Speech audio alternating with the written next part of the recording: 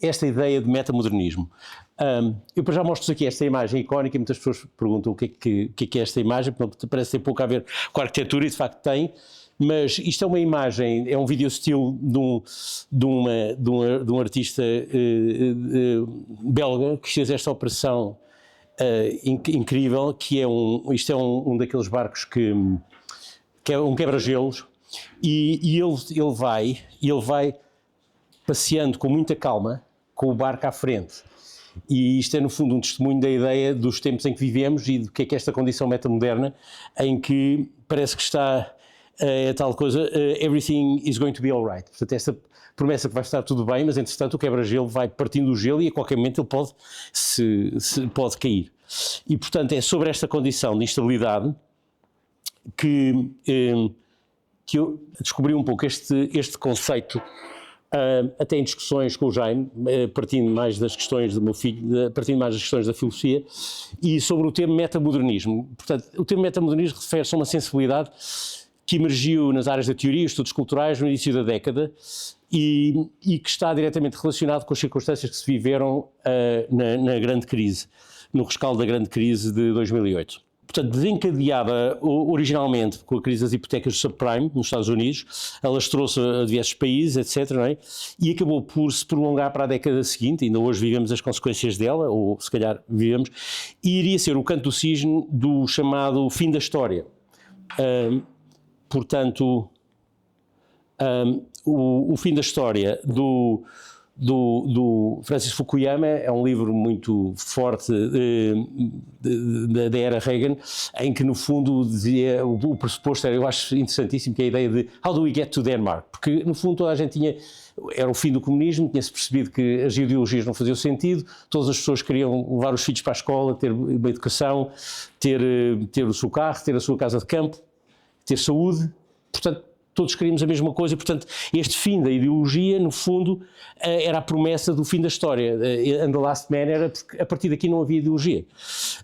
O próprio Fukuyama arrependeu-se e reconheceu que distanciou-se desta visão materialista do mundo e reconheceu ele próprio que com a eleição de Donald Trump, com o Brexit e com o crescimento do populismo nas democracias consolidadas, ele percebeu, ele fala sobre a ideia de thymos, que é uma ideia grega, e de Platão, que é a ideia de aspiração, ou seja, por exemplo, se uma pessoa for gay, for muito rica, viver muito bem, mas se não tiver, digamos, se não se sentir que o seu valor é respeitado, no fundo esses bens materiais todos acabam por não ser tão relevantes.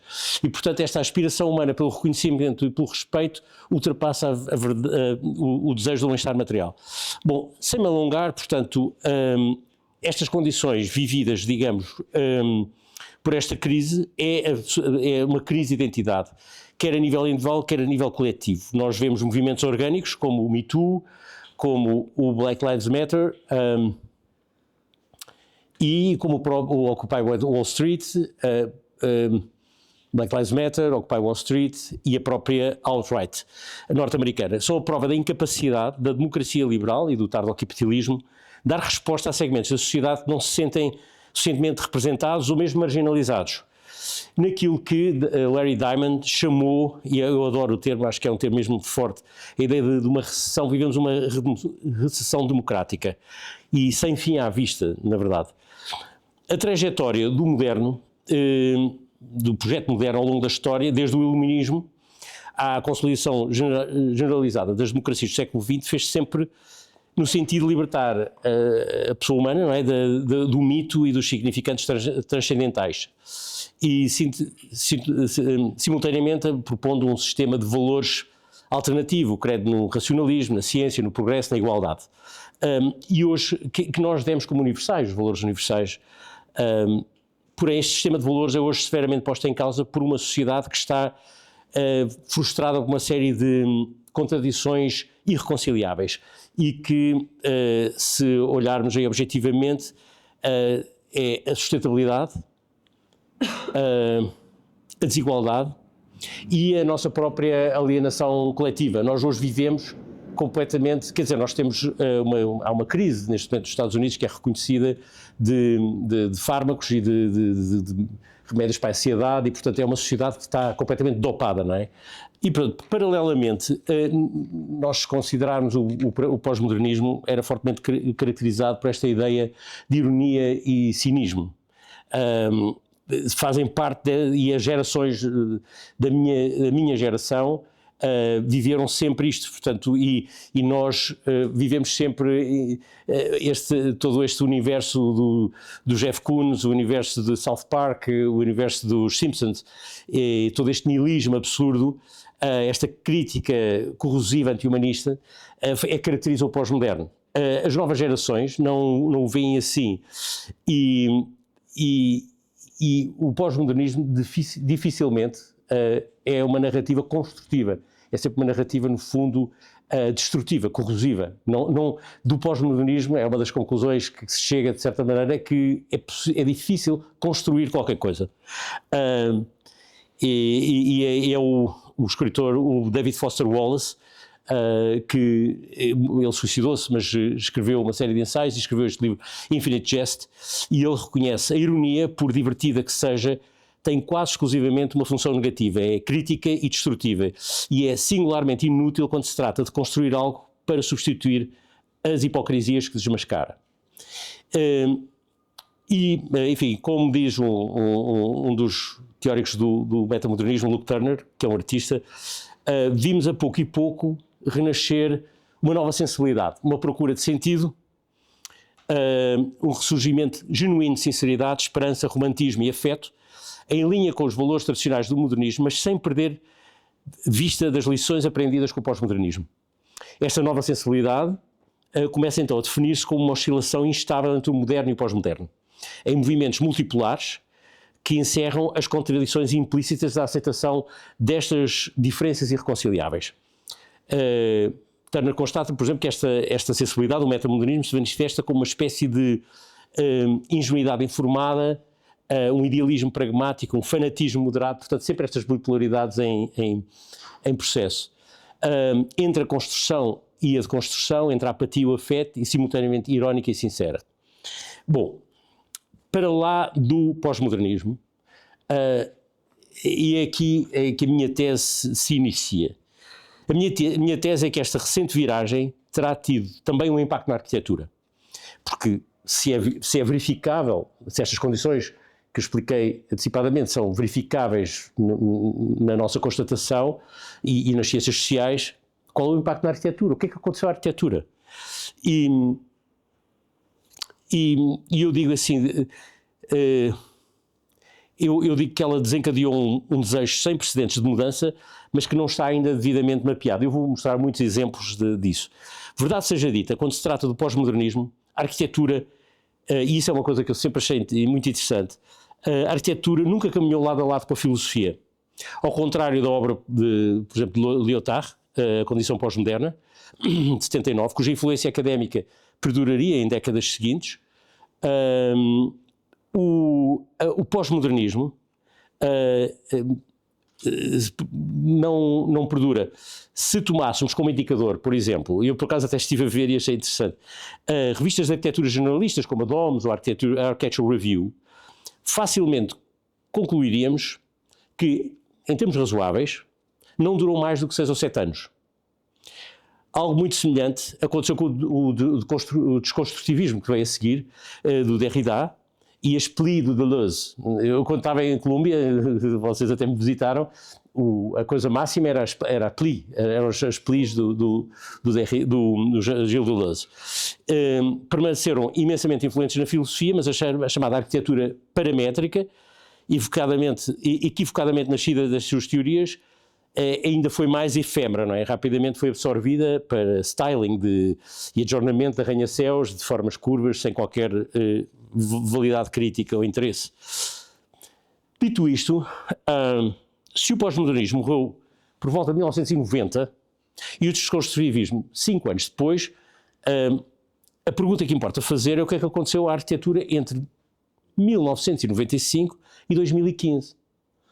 A verdade é que parece existir um hiato de 20 anos, durante os quais não vimos emergir na arquitetura qualquer movimento ou manifesto de substância para além do regionalismo crítico, na sua copiosa trajetória.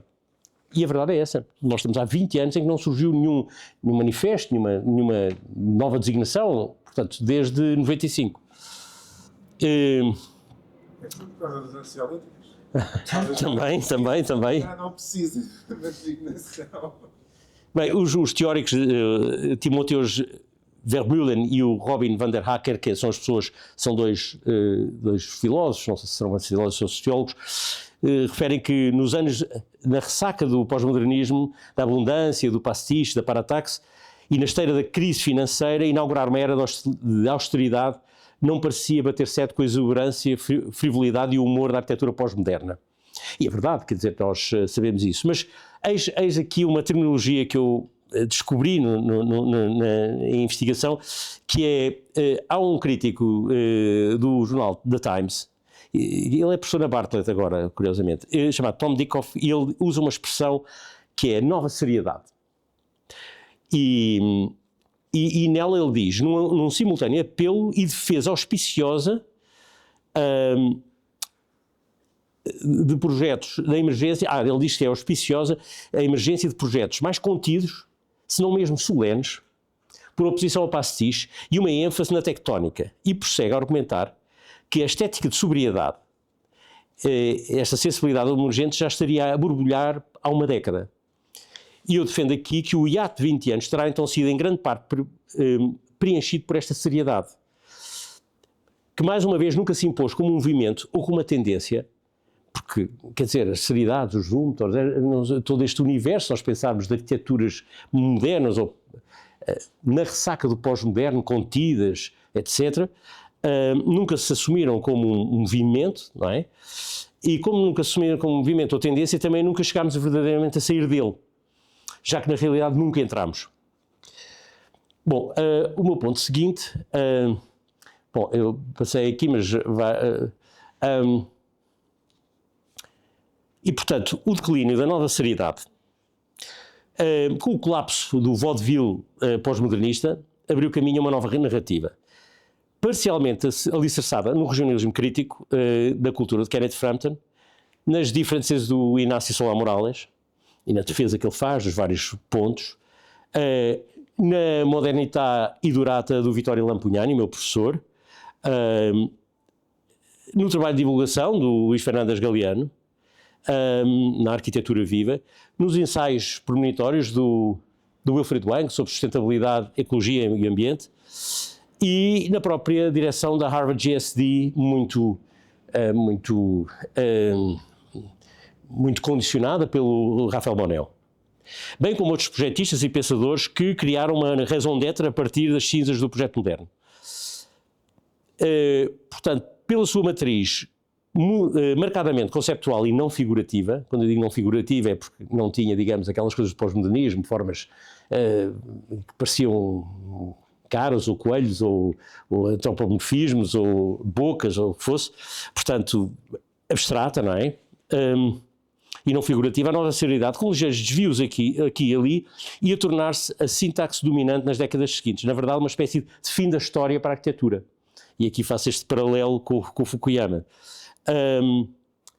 No entanto, digo eu, não terá sido apenas Fukuyama que se sentiu traído. Ao votar qualquer tipo de noção clássica da arquitetura de linguagem, dotada de uma gramagem capaz de gerar significado através da forma, portanto a forma tornou-se completamente, a forma apenas expressava elementos abstratos, paredes, vãos, janelas, mas vãos cuidadosamente recortados,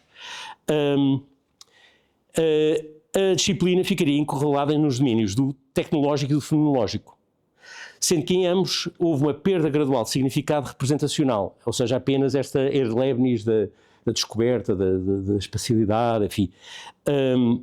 E paradoxalmente, portanto, sexo sensual, tectónica, acompanhada de um imenso sucesso comercial. Isso é um dos aspectos curiosos, porque a cultura de resistência acabou de se tornar mainstream. A arquitetura tornar-se abstrata, subtil, monocromática, contida, pormenorizada e escultural. Captada nesta dialética materialista, ficaria suspensa entre doutrinas de tecnologia e construção. Se vocês virem os arquitetos dos últimos 20 anos, quando fazem uma apresentação do projeto, falam fundamentalmente de tecnologia de construção. De linguagem, raramente. E na aura sedutora dos discursos poéticos sobre lugar e materialidade. Portanto, ironicamente globalizada, a cultura de resistência e os seus enclaves tinham-se tornado finalmente mainstream. O novo moderno, de uma maneira ou de outra, estava tão prisioneiro da sociedade do espetáculo como o seu antecessor pós-moderno. Repetidos à exaustão, os slogans arquitetónicos passaram a ser a materialidade, a pele, a massa, o pormenor, a tectónica, e constituíram-se como um léxico que acabou por se tornar irrelevante para as jovens gerações, face às angústias trazidas pelo novo século, porque o novo século trouxe um tipo de angústia. Quer dizer, eu por causa deste fim de semana estive a ver o trabalho dos Fala, e eles constroem com praticamente coisas do kit market, do Leroy Merlin, quer dizer, constroem a 600 euros o metro quadrado, 800, e portanto é muito interessante que para eles a tectónica não existe, não existe tal coisa, o detalhe, não é? Diria eu que arautos como os Sturgeon Bates e Cruz St. John aperceberam-se dos perigos desta erosão crítica, encetando por isso uma pesquisa em torno das nuances e inflexões capazes de resgatar o moderno da sua trajetória, eu chamo-lhe blasé. Na viragem do século surge então a reinvenção do banal e do cotidiano.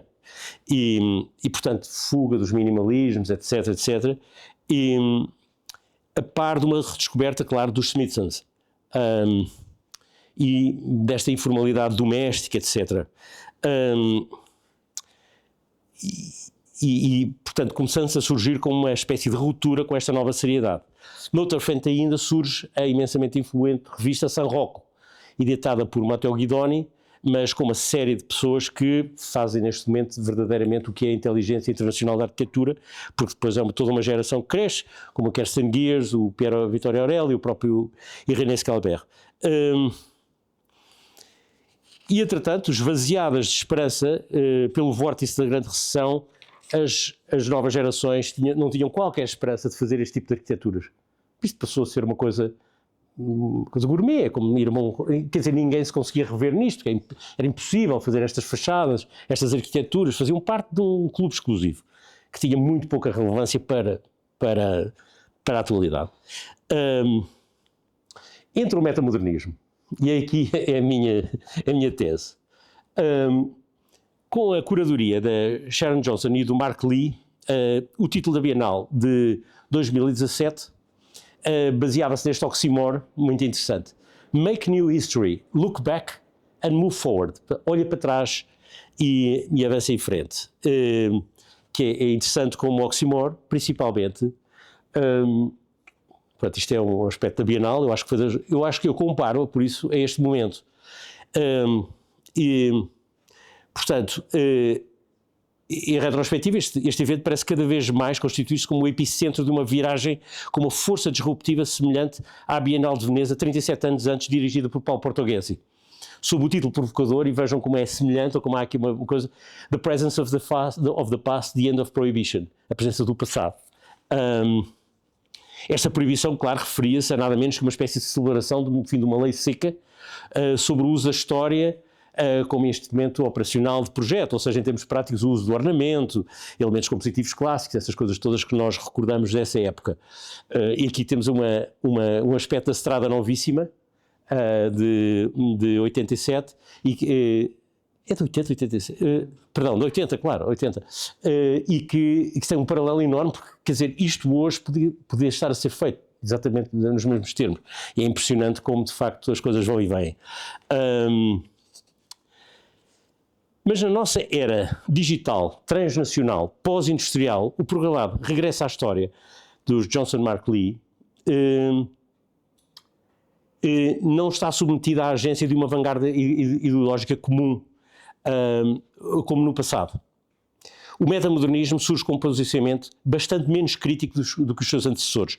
Não procura guerras culturais, como no passado, mas antes uma combinação seletiva e por vezes oportunista, tanto do moderno como do pós-moderno. Acreditam numa direcionalidade do progresso, não tanto científico, mas num progresso de perspectiva da alma, um desenvolvimento humano e pessoal, e decorrente de valores do moderno coadjuvados com a agência da ironia pós-moderna. Portanto, é uma espécie de combinação de ambas. Como referem, de novo, Vermeulen van der Haken, e acho que este termo explica bem, ontologicamente o modernismo oscila entre o moderno e o pós-moderno, oscila entre o entusiasmo moderno e a ironia pós-moderna, entre a esperança e a melancolia, entre a ingenuidade e a sabedoria, a apatia e empatia, unidade e pluralidade, totalidade e fragmentação. Para identificar... Para identificar e mapear o impacto desta ideia do metamodernismo, eu proponho uma série de intimações, de pontos de reflexão, que eu tinha posto no slide anterior, mas agora está lá para trás de tudo, e são 9. Não, está aqui, veio aqui.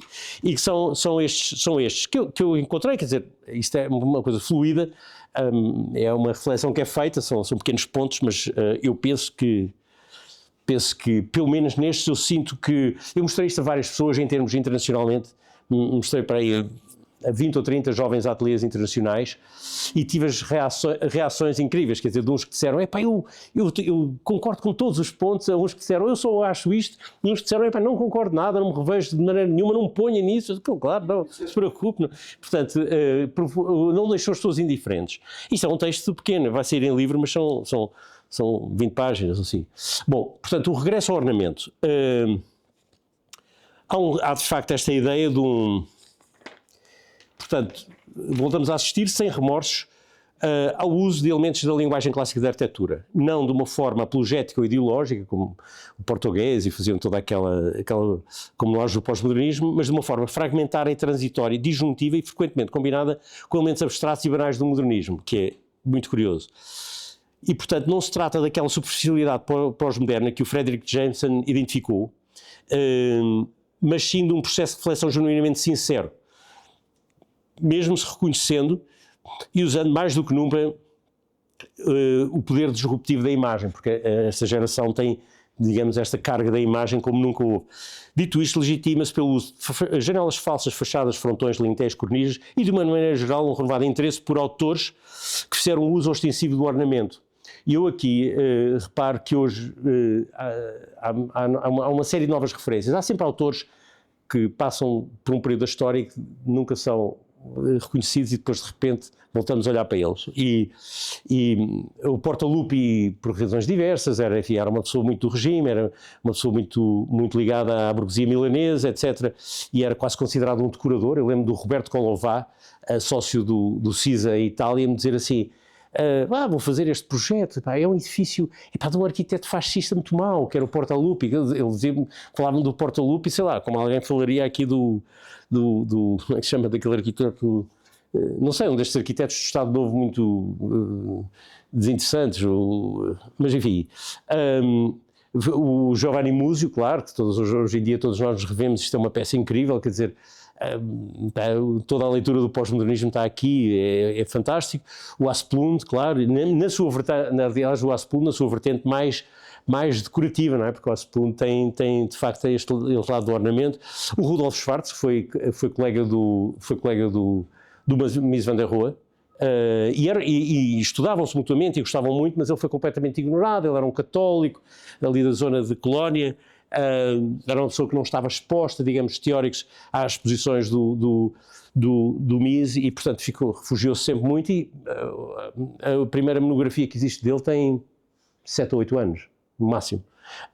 O Pleshnik, claro, de Ljubljana, e, por exemplo, uma figura também sempre muito vista como um arquiteto fascista, que era o Heinrich Tessenau, porque o Tessenau foi professor do ministro da propaganda, do ministro das obras públicas, do Albert Speer, e portanto houve sempre esta ligação entre os dois, e portanto esta ideia. E depois ele fez um livro chamado Hausbau der Gleich, que era o arquitetar das casas simples, um bocado uma perspectiva muito semelhante ao Raulin. Portanto, estes movimentos eram todos mais ou menos semelhantes, e portanto, e a figura dele, com umas ilustrações lindas, aliás, as figuras sempre ficaram um bocadinho atrás, mas o Puyon, o Leverance, por exemplo, este pavilhão do Leverance em Estocolmo, isto podia ser uma coisa feita hoje.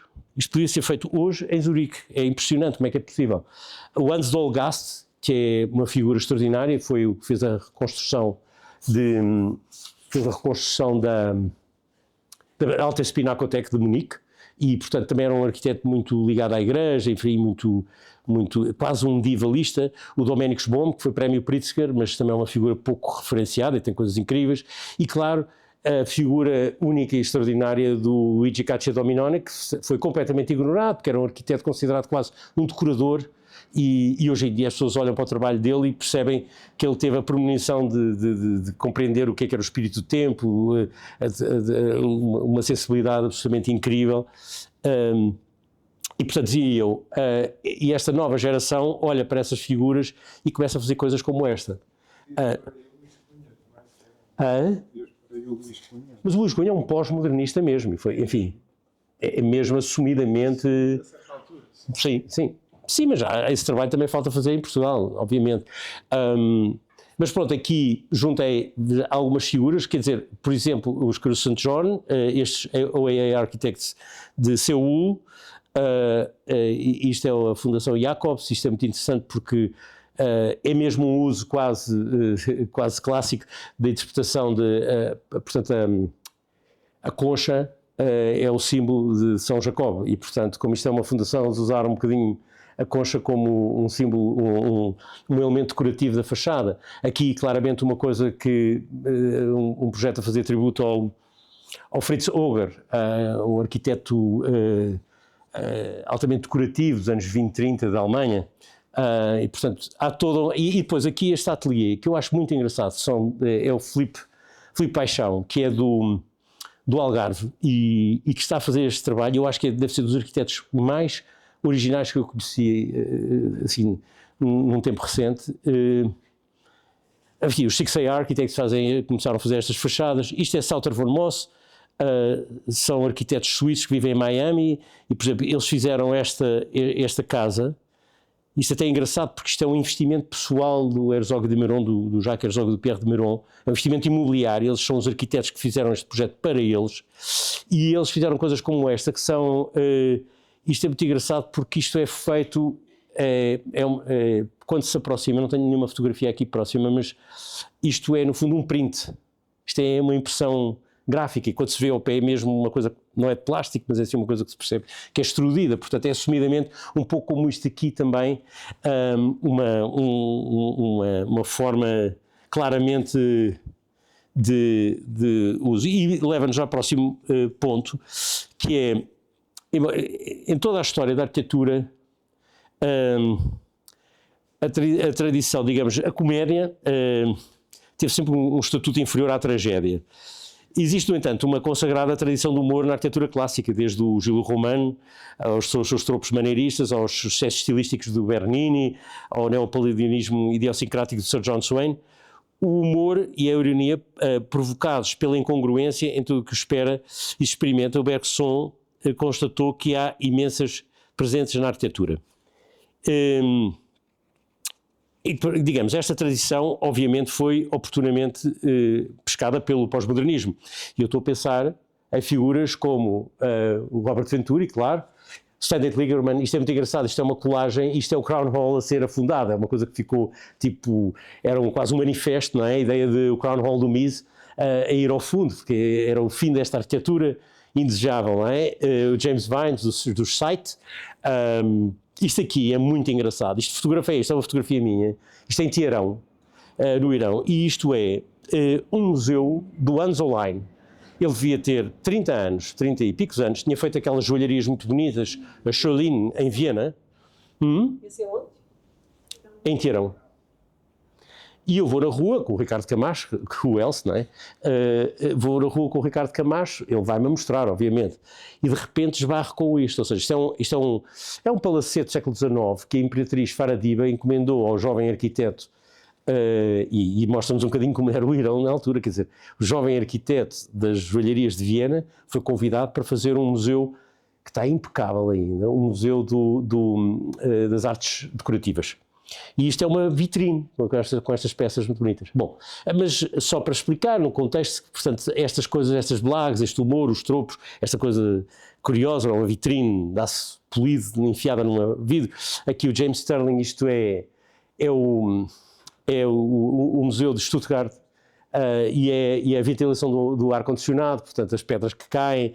Portanto, isto são elementos típicos desta época. Claro, podemos ir para o Michael Graves e os seus absurdos, o Yamashita com a famosa casa, a casa com os olhos, a antropomórfica, o Charles Moore com a sua Piazza Itália em... Onde é que é a Piazza Itália? Não me lembro. É uma cidade... Em New Orleans, exatamente. O Ricardo Bonfil aqui com o seu... como é que se chama? O projeto é... agora falha-me o nome. Mas bom... portanto, a natureza explícita e ostensiva deste recurso terá sido também um dos aspectos idiosincráticos e controversos do pós-modernismo. É justamente um processo de apropriação em que se identificam muitos dos arquitetos metamodernos. O potencial formal de tropos e elementos humorísticos oferecem ao projeto tem sido recentemente aproveitado com um brilhantismo e talento inesperados. A agência do humor, e pela agência do humor não ser levado a sério, após duas longas décadas de seriedade, de nova seriedade, não é? Pode afinal ser uma posição defensável nos nossos dias. E nós aqui vemos o Talieu, de Wilderwing Talieu. Isto são os arquitetos holandeses, mas que eu acho que eles são mais belgas do que holandeses de cabeça. São estes Apen, Cornelis Verhoeven. Isto são os suíços, chamados Cosmos, que são, eles são russos, mas vivem em Zurique e fazem este tipo de apropriações que eu acho incríveis. Isto é um armazém para uma escola assim de Cumbaiás. Isto são os FET, que eram os arquitetos, os FET eram o Sam Jacobs e o Charles Holland. Eles separaram-se, mas na altura chamavam-se FET. Comptonelli, isto são ex-discípulos do Peter Merkley e do Peter Merkley e do Hans Roloff. E isto são os arquitetos neste momento talvez mais brilhantes da Suíça, que são estes Lütgens. Padmanabhan é um indiano suíço, e este Oliver Lütgens, que também era assistente do Caruso St. John, do Adam Caruso. Aqui o Sam Jacobs, por exemplo. Aqui é um totem, é como é que se diz? Não, assim, é uma canopy, mas é como é que se diz em Totem? É uma anta. Uma anta, exatamente, uma anta falsa. E, portanto, começamos a ver coisas como esta a aparecerem. Isto é uma casa dos Fala, no Porto. Isto é Conan Siegel, que também são discípulos deste grupo da ETH. Enfim. E, portanto, desculpem. Sobre a traição da imagem. Bom, também a imagem, que tem hoje o poder que tem, não é? Mudou completamente este paradigma, digamos, do moderno, etc. Nós devem haver aí, de certeza, nas bibliotecas, os livros quase sacrossantos de fotografias da Hélène Binet do Zumthor, das termas, aquelas fotografias imaculadas, enfim, toda esta lógica de celebratória da arquitetura, com um sentido quase... As redes sociais têm claramente um papel determinante nesta sensibilidade emergente, com o Instagram na primeira linha. Dada a sua natureza eminentemente visual, o pequeno quadrado no ecrã do telemóvel parece ser o fórum ideal para se partilharem desenhos, plantas, fotografias. Numa intempestiva torrente de stories, posts, liga uma comunidade global de influências e seguidores com uma agilidade comunicacional que excede largamente os websites convencionais ou as tradicionais revistas de arquitetura. Para além disso, e isso acho muito interessante, contrariando o habitual caráter imaculado da fotografia profissional e dos subsequentes facelifts de Photoshop, esta comunidade parece seduzida por imaginários trashy, divertidos, bizarros, evolutivos e informais. E reconhecível em fotógrafos, entretanto, consagrados, como o Philippe Desjardins, o Bas Prinsen, o Walter Mayer e o Stefano Graziani. Com esta nova geração, também o português, o Francisco Ascensão, o belga Maxime Delvaux, o Rory Gardner. E, portanto, isto são imagens do Bas Prinsen, isto aqui é a Fundação Prada, são algumas fotografias territoriais. Isto é o do Jordão, mas aqui já vem, por exemplo, o tipo de imaginário, a forma como as coisas são fotografadas, de uma forma bastante diferente do que era habitual. Isto são fotografias do Francisco Ascensão, portanto faz um tipo de fotografia que naturalmente não seria hoje em dia, quer dizer, fotografias que aparecem com coisas cortadas, pormenores que ficam meio estranhos e que não são retocados em Photoshop, coisas com pilares a meio,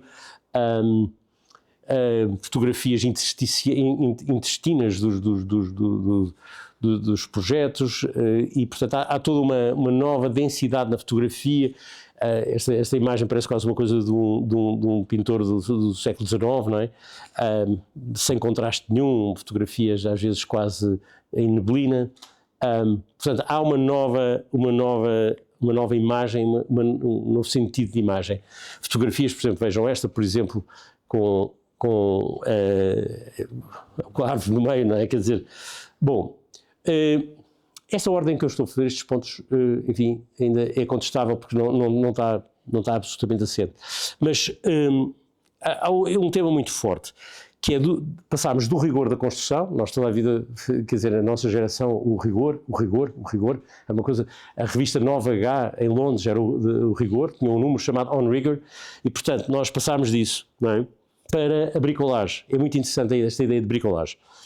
O início do século viu desaparecer da indústria de construção europeia o pouco que restava do caráter oficinal, quer pela escalada dos preços, quer pela falta de mão de obra especializada. Portanto, o célebre adágio do Rem Koolhaas, que os pormenores são demasiado caros, details are too expensive, ainda reflexo da inépcia do seu ateliê à época, seria, no entanto, presciente em relação ao falso estoicismo e até à opulência de certas práticas minimalistas, ou às indigentes condições de trabalho geradoras de imaginários idílicos do tipo Estúdio Mumbai. Dito isto, a retórica da pormenorização e do rigor parece ter os dias contados aos olhos das novas gerações, que cada vez mais veem as suas escolhas limitadas a opções de catálogo. Isto é muito interessante mesmo, porque é uma coisa que está a acontecer. Com orçamentos mínimos, honorários risíveis e uma combinação asfixiante de legislação local e europeia, que literalmente prefigura o projeto antes mesmo de poder ser imaginado, os arquitetos parecem encontrar cada vez mais conforto na ideia de bricolagem, usando componentes disponíveis de produtos de mercado e reconfigurando-os de formas inesperadamente criativas. A noção operacional, isto é um termo filosófico interessante do Claude Lévi-Strauss, do bricoleur, descrita no célebre Pensamento Selvagem, não poderia ser mais antecipatória do modo como as jovens práticas trabalham, e agora isto é uma expressão do Lévi-Strauss, com o que quer que esteja à mão. Teremos, no entanto, reconhecer que aquilo que começou por ser uma engenhosa estratégia para contornar problemas da produção, foi progressivamente dando lugar àquilo que podíamos considerar uma estética de bricolagem, irrompendo prazer de uma certa fragilidade contingente e de uma incompletude hesitante. E, portanto, eu escolhi algumas coisas que mostram um bocadinho, portanto, isto é belga, é um ateliê muito novinhos, estes tipos são novíssimos, chamados Eagles of Architecture, até o nome é engraçado, é uma coisa muito dinâmica, muito jovem, e vocês veem como tudo é feito quase com o que está à vista, quer dizer, se por acaso há um peladuro e tal, então com os parafusos é o que é, isto é o próprio ateliê, enfim, todo este tipo de imaginário em que é feito, já não há detalhe, as coisas, tudo é exatamente bolted diretamente.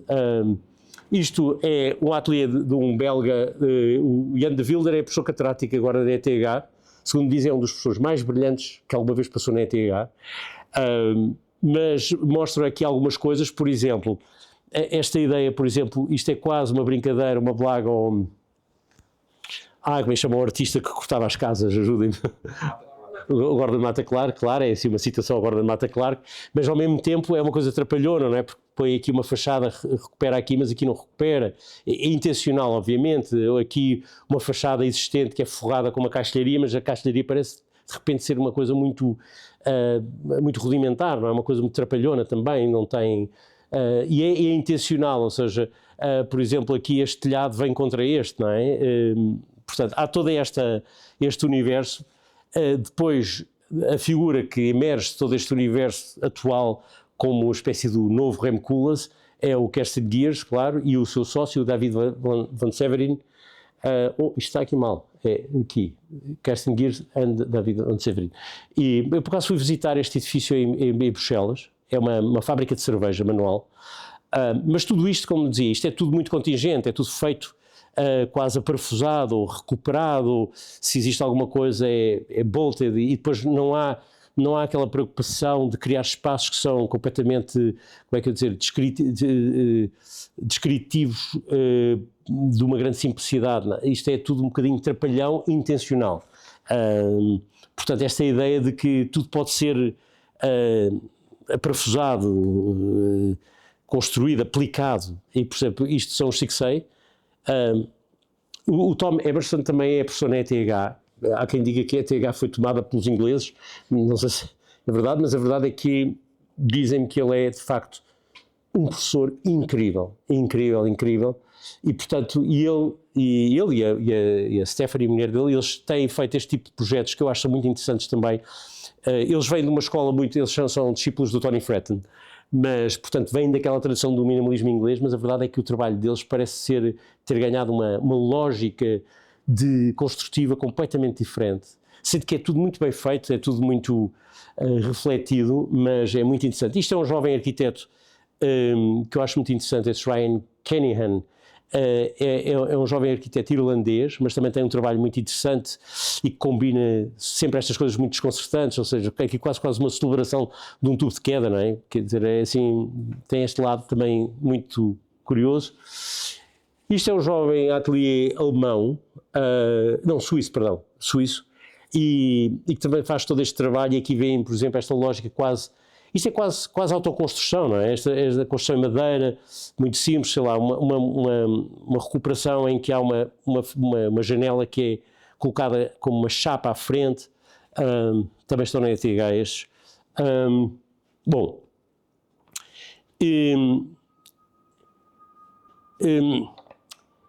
Portanto, se o modernismo parecia encantado com a produção, e se o pós-modernismo com a reprodução, o metamodernismo está interessado em tecer potenciais ligações nos interstícios do que resta de ambos. Ou, se quisermos, isto é uma citação do meu filho, terão que lhe perguntar, mas eu percebi a ideia e depois incorporei-a. O sentido de possibilidade do Robert Musil. Como refere Keith Woods, a Ontology do Mark Fisher popularizou a nossa tendência para revivermos a antecipação de um futuro feliz ao revisitarmos o nosso passado. Previsivelmente, a antevisão otimista dos anos 80 sobre os benefícios da tecnologia tornou-se um elemento determinante da estética do idealismo irónico. Assim, em paralelo com o referido regresso à linguagem clássica, assistimos ao emergir de formas retrofuturistas e de uma certa utopia tecnológica. Mais pragmático do que inconsciente, flutua algures entre a crença modernista no progresso material e na ironia pós-moderna.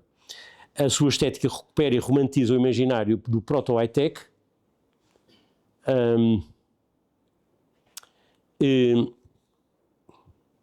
simultaneamente rejeitando a atual dimensão corporativa falaciosa das narrativas de sustentabilidade. Isto é muito interessante porque há aqui, de facto, esta ideia de sustentabilidade, como nos é vendida hoje em dia, é uma narrativa bastante complicada. Tenho em mente aqui a estética de pré-fabricação e assemblagem do Jean Prouvé, o aparato espacial estrutural do Shionara, do japonês, os trabalhos experimentais do Team 4, o Team 4 com o Richard Rogers e o Norman Foster e a mulher que eu nunca me lembro de como é que se chamava a primeira mulher dele, que eram os Team 4 antes de depois de se separarem e fazerem uma prática separada. E, claro, o Michael Hopkins, que é uma figura que também desapareceu e agora foi redescoberta. E, mais recentemente, os sistemas de construção híbridos de Lacaton Vassal. Aqui também só uma paragem técnica, porque para explicar que é muito interessante este imaginário, como hoje em dia é tão forte dos Smithsons com a House of the Future. E, portanto, nós temos toda uma geração de gente que está a olhar para isto, não é? Que, por exemplo, estes são uns ingleses, irlandeses. Clancy Moore, são professores em Kingston, no Reino Unido. Isto é uma central de lixos ou uma coisa qualquer, mas, portanto, há todo este fascínio com estruturas que saem para fora, que criam estes aventais, estes sistemas digamos, de isolação ou de ventilação. Eu penso que isto até já está construído. São os Estúdio Moto, que são franceses, portanto também acho todo este universo francês, de repente, talvez os arquitetos mais influentes neste momento em termos europeus são os Bruder. Isto é um belga, o Nicolas de Courten. Os Bruder são, de facto, um super ateliê hoje em dia. posicionam-se de facto como figuras super importantes. Isto é um tipo muito engraçado, o Sam Chermayeff, ele é novinho, ele tem para aí, sei lá, 40 anos. Ele é sobrinho ele é filho do Ivan Chermayeff, que era o irmão, que era o que fazia, que era o designer gráfico. E pronto, portanto, ele faz mais instalações, coisas mais precárias, mas também tem esta lógica tecnológica de tentar criar umas estruturas, uns elementos, umas montagens. Isto são os Bell, que são belgas, isto são os Made In, que são professores na ETH, e que são fantásticos, portanto criam muito também sempre este aparato. E é curioso que a Suíça continua sempre a dar cartas, é impressionante, não há volta a dar. E portanto eles criam sempre este aparato tecnológico, estas coisas são sempre baseadas numas lógicas muito de estruturas que funcionam com sistemas de abrir e de fechar e de rolamentos e de coisas. Bom, e passando aqui já faltam poucos. Há um tema que até este ponto até me foi chamado a atenção pelo Filipe Magalhães, que de facto é subjacente, mas de facto aquela Bienal foi organizada pelo Diogo Lopes e pelo André Tavares, tinha o tema como a forma da forma e da forma of form. E por acaso é até uma coisa quase triste ao mesmo tempo, porque é das últimas vezes que eu falei com ele, estávamos ao telefone e depois ele deixou cair o telemóvel e eu nunca mais falei com ele. Com o Diogo. E ele estava-me a dizer, então, mas qual vai ser o título da exposição? Ele disse assim, vai ser a forma, da forma of form. Eu disse assim, mas porquê? Ele disse assim, mas há outra coisa? Há outro tema? Eu achei, na altura fixei isso assim, quer dizer, forma. E de facto, depois comecei a fazer uma investigação um bocadinho e de facto, os arquitetos que se concentram na forma, isto é uma citação negativa, não é? São inevitavelmente acusados de negligenciar ou ocultar aspectos sociais, ecológicos e políticos. A forma arquitetónica acaba por ser considerada como um produto de luxo, uma exibição superficial que, acima de tudo, irradia poder e riqueza e que apenas oferece prazer egoísta a alguns privilegiados.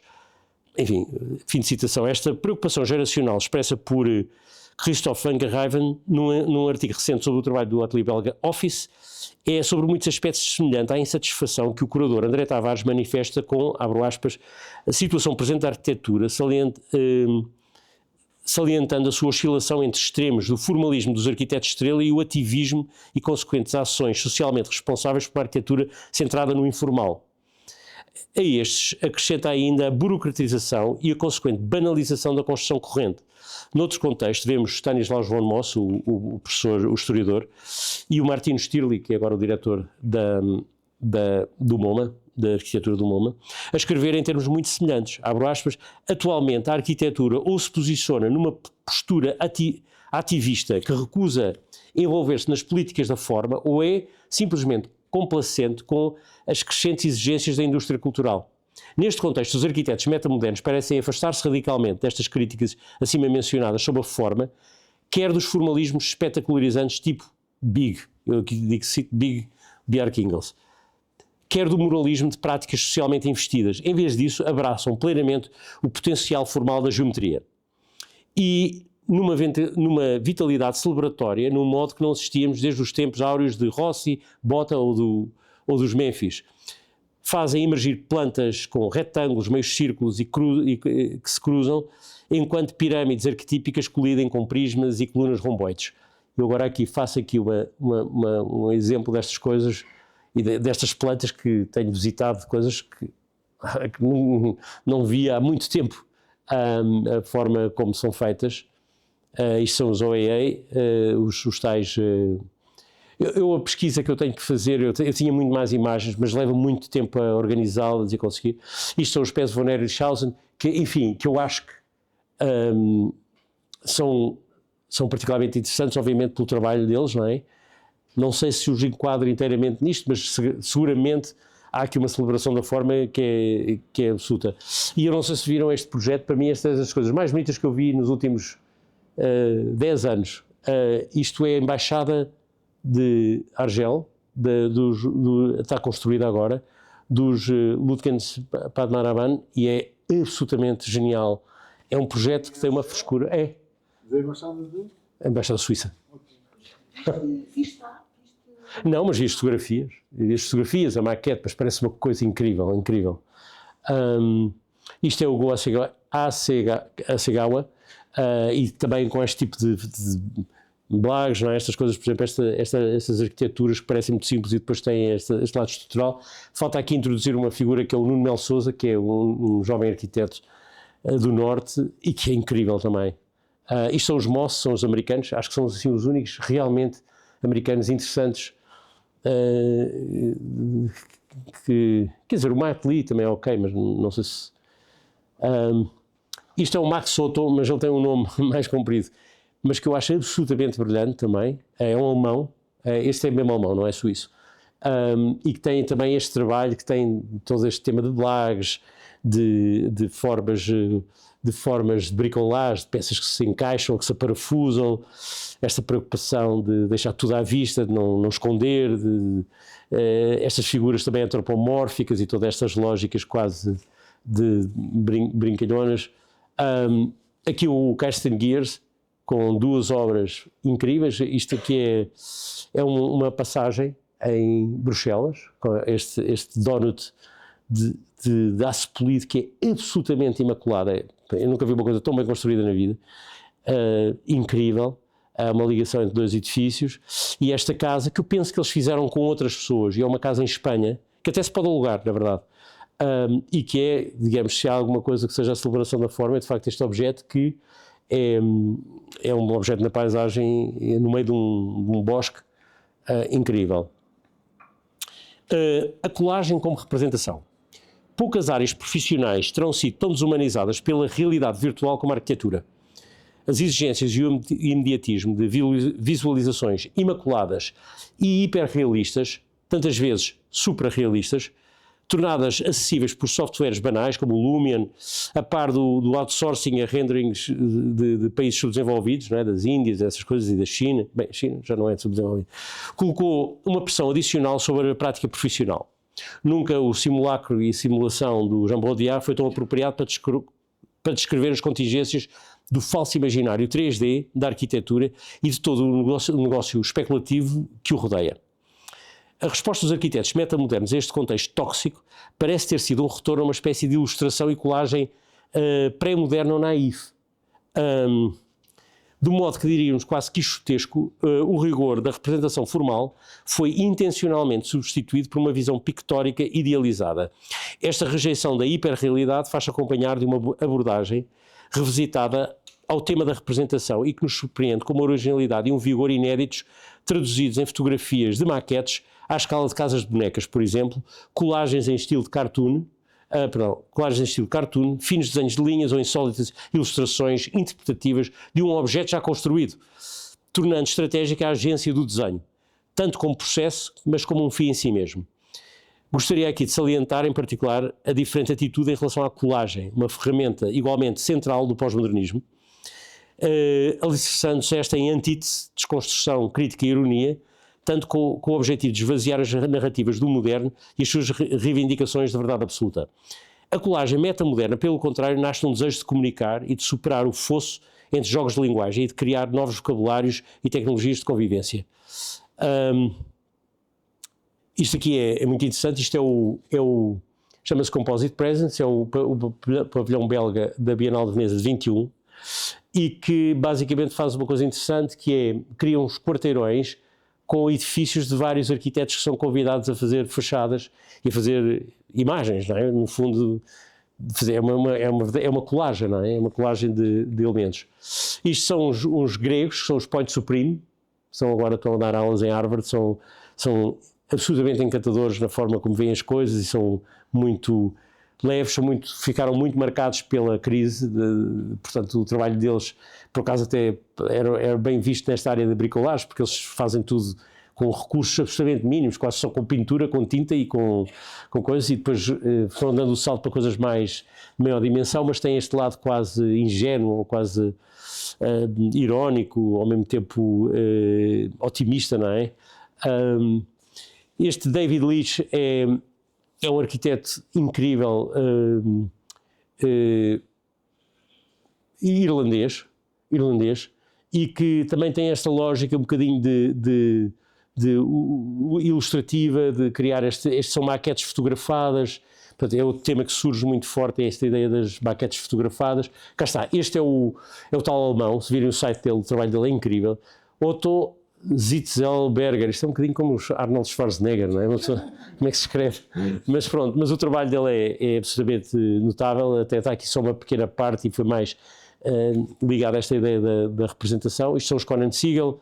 Portanto, este tipo de ilustração, este tipo de coisas nós víamos, se vocês virem aquele livro do Paulo Português e depois da arquitetura moderna, se forem ver as ilustrações que estão lá no encarte, tem coisas muito deste género, que é uma idealização do projeto, ou seja, isto nada disto corresponde. Alguém fez uma fachada aqui, depois sobre esta fachada, que é a fachada desta casa, está posta aqui, e depois a escada aparece aqui, mas, portanto, são formas quase interpretativas, não é para comunicar o desenho, mas é para comunicar a ideia. Isto é de um ateliê brasileiro, salvo erro. Não, perdão, é um ateliê da Suíça francesa. Isto é uma colagem do Kerstin Gears para um concurso na Suíça, na Rússia. Isto é aquela casa que nós vimos ali, é uma ilustração, também quase vinda da banda desenhada, não é?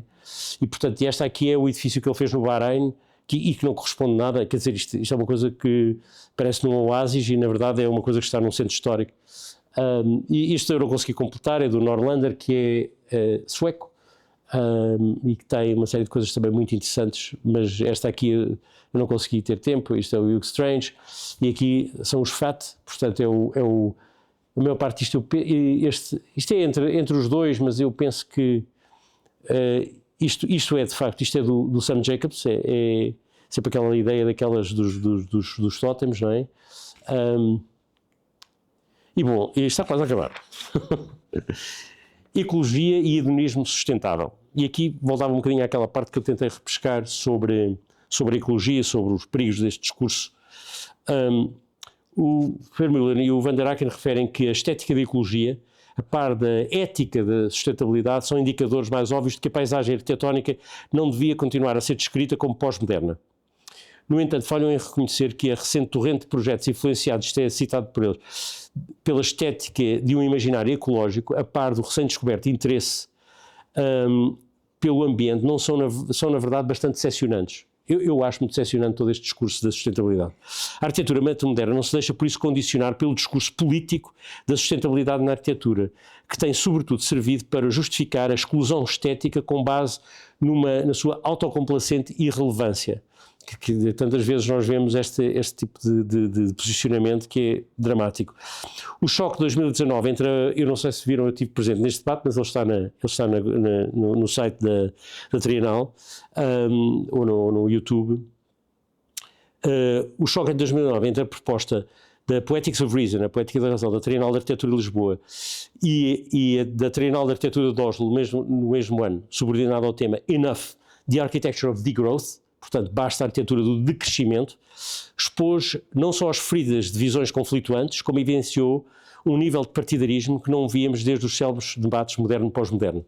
Eu sou do tempo dos debates também, dos debates do moderno e do pós-moderno, do Nuno Portas com o Taveira, etc. Posto isto, embora haja um amplo consenso de que a nova abordagem à construção não deverá fazer-se à custa da aniquilação ecológica, a ideia de uma ecolinguagem arquitetónica é no mínimo problemática, na medida em que parece implicar dar uma carta branca a uma arquitetura esteticamente nula e tecnoverde, aprimorada com todas as suas implicações morais. Num sentido oposto, o projeto The Garden,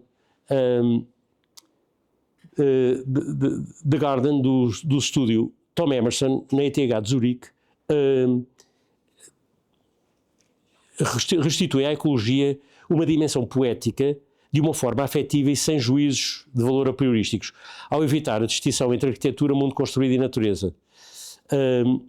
Aqui o que é muito interessante, porque o que é que ele fez? Ele basicamente, ele tem feito várias coisas. Ele fez com os alunos, com a turma dele, pôs as pessoas a fazer uma horta e fazer um jardim, e que ano após ano eles tinham que tomar conta do jardim. E, portanto, obrigou as pessoas a um retorno, digamos, à capacidade de saberem tratar de um jardim de uma forma objetiva. E eu digo assim, que é na verdade o argumento pré-iluminista fundamental em We Have Never Been Modern, de Bruno Latour.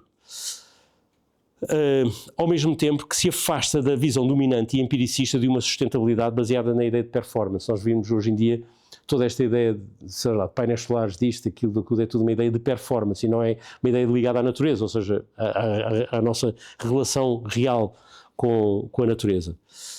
Encontramos outra abordagem promissora nas investigações dos discípulos do Martin Rausch. Isto aqui é o Bolthauser, com a pré-fabricação da taipa, e o Pizet, e também a Barbara Busser, com as lajes compósitas. Eles até estão a fazer lajes compósitas em palha. Há também o trabalho do coletivo comunitário, do coletivo Ensemble Studio. Eles tiveram o prémio Turner. Receberam o prémio Turner, que é um prémio dado a artistas, é o único ateliê de arquitetura que teve o prémio Turner. E, portanto, todo este trabalho com a comunidade, etc., que é interessante. Eu aqui também pus os arquitetos, haveriam outros, quer dizer, eles trabalham muito com este tema também de recuperação, de materiais pobres, toda esta lógica de recuperação, etc. E há ainda estes interessantíssimos Rotor, que são, no fundo, são uma espécie de cooperativa, e o que eles fazem é de desconstruir as casas e os edifícios, recuperar e juntar, tirar os mosaicos, etc., e depois fazer enormes armazéns onde depois recuperam coisas e reconstroem casas e edifícios com base em total recuperação de coisas existentes. Finalmente,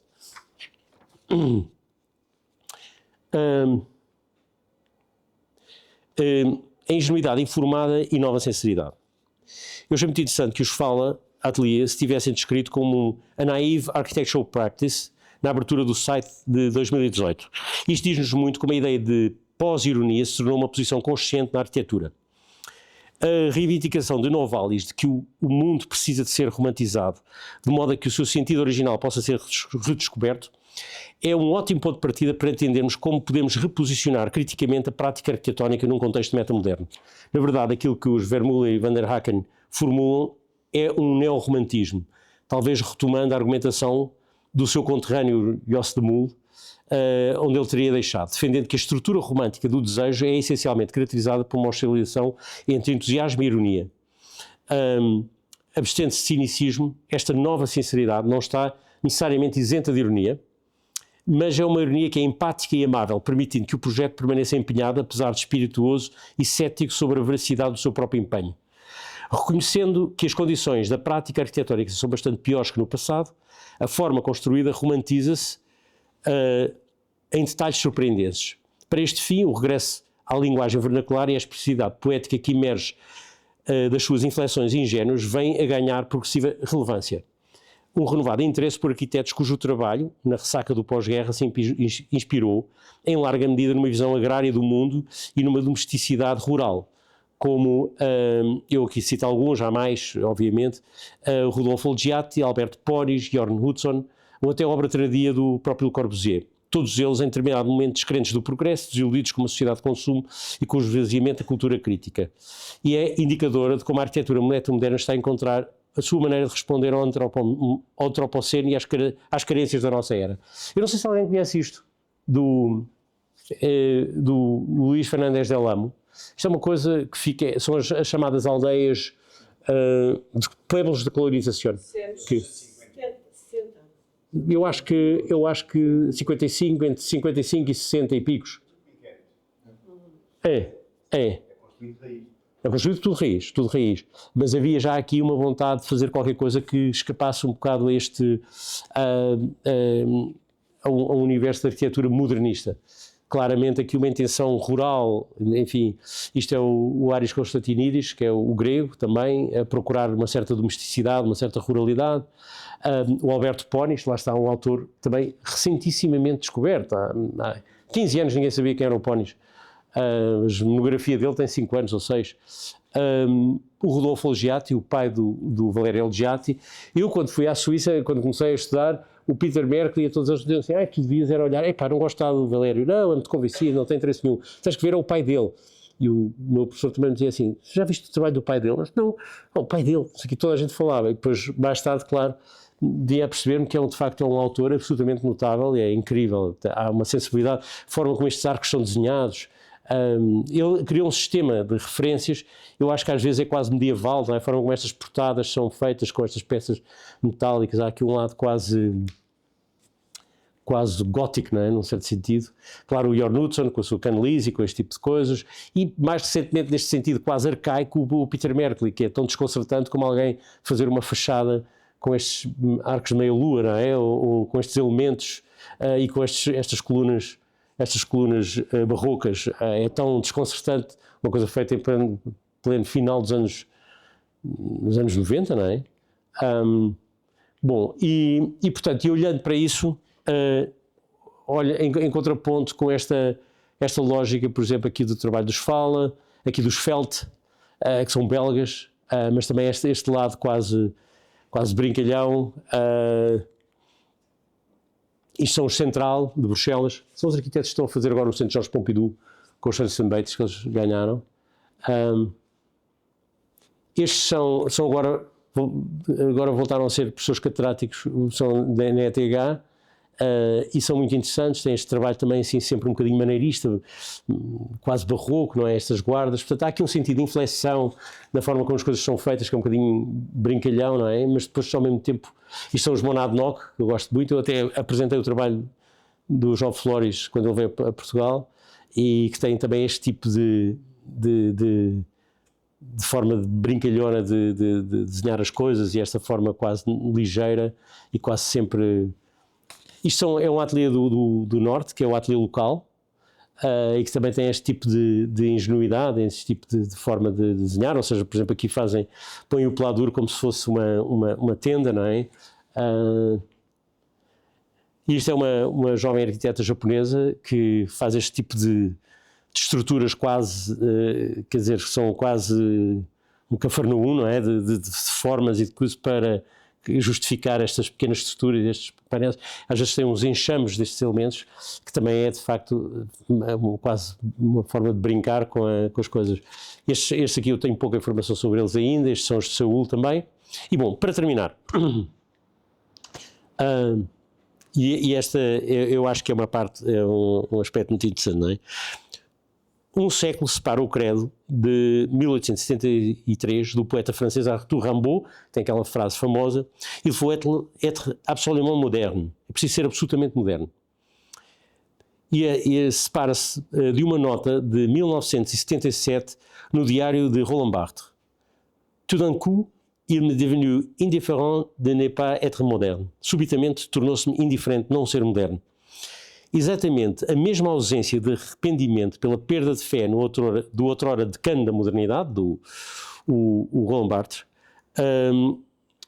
ecoa na imaginação da geração metamoderna. Nascida das cinzas da grande recessão, uma nova sensibilidade, uma nova estrutura de pensamento emerge ao ultrapassar as premissas irreconciliáveis do debate moderno, pós-moderno, e começa a infiltrar-se na cultura arquitetónica contemporânea. Neste contexto, as práticas citadas para ilustrar as intimações propostas não são exclusivas, nem se limitam a cada caso em concreto. Algumas podem até ser contraditórias, ou outras ainda relevantes à luz dos vários temas. Nesse sentido, outras práticas poderiam ter sido incluídas, na medida em que não tentámos mapear, mas antes sinalizar a existência desta sensibilidade. É difícil ser oráculo em tempos inorgânicos, num mundo que já não consegue defender manifestos com significado. Escrever sobre o presente é arriscado e insensato. Significa desafiar probabilidades através de simplificações que raramente se confirmam. Não obstante, e apesar da questionável menção dos nomes acima propostos, essencialmente numa tentativa de esclarecer o leitor, estamos convencidos que a história da arquitetura virá a reconhecer este como um dos momentos mais inspiradores em décadas. Obrigado.